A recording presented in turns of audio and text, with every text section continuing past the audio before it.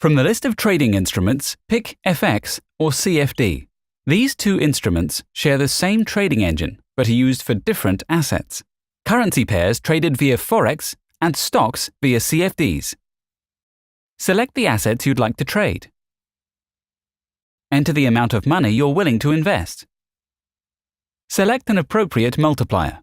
A multiplier will allow you to invest a larger amount than the one you have on hand, which means your potential profit will be bigger. However, the losses you could incur would also be multiplied by the same number. Depending on whether you believe the asset is going to appreciate or depreciate, click Buy or Sell. Click on the Auto Close option to specify the stop loss and take profit price levels.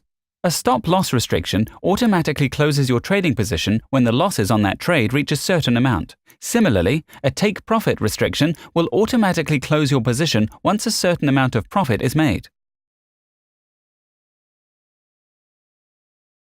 The position will remain open and active either until the auto close limits are reached or until you decide to close the deal yourself. You can manually close the position whenever you see fit by clicking on the Close button.